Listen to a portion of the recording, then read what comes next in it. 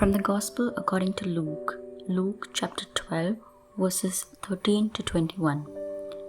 Someone in the crowd said to Jesus, "Teacher, tell my brother to share the inheritance with me." He replied to him, "Friend, who appointed me as your judge and arbitrator?" Then he said to the crowd, "Take care to guard against all greed. For though one may be rich, one's life does not consist of possessions." Then he told them a parable. There was a rich man whose land produced a bountiful harvest. He asked himself, "What shall I do, for I do not have space to store my harvest?" And he said, "That is what I shall do. I shall tear down my barns and build larger ones. There I shall store all my grains and other goods, and I shall say to myself, 'Now as for you, you have so many good things stored up for many years. Rest, eat and drink, be merry.'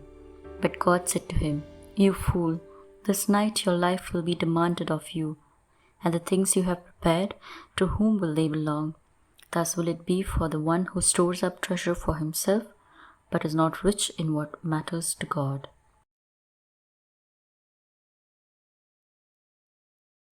Today's Gospel passage begins with the narrative of a man who stands up among the multitude and asks Jesus to settle a legal matter concerning a family inheritance. However, Jesus does not address the matter in this reply, but rather urges the people to eschew covetousness, that is, the greed of possession. In order to divert his listeners from his exhausting search for wealth, Jesus tells the parable of a foolish rich man who believes he is happy because he has had the good fortune to reap an exceptional harvest, and he feels secure thanks to the goods he has accumulated. The rich man puts three considerations before his soul, that is himself, the accumulated goods, the many years that these goods appear to ensure him, and thirdly, tranquility and unrestrained enjoyment. But the word that God addresses to him nullifies his plan. Instead of many years, God points to the immediacy of this night. "Tonight you will die." Instead of the enjoyment of life, he presents him with surrendering his life. You will render your life to God with the ensuing judgment.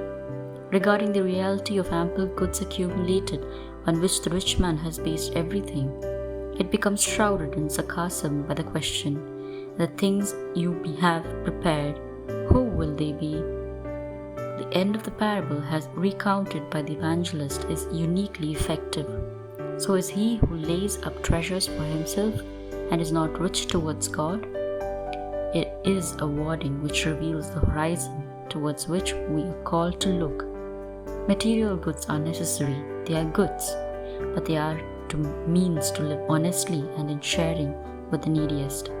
Today, Jesus invites us to consider that wealth can enslave the heart and distract it from the true treasure which is heaven.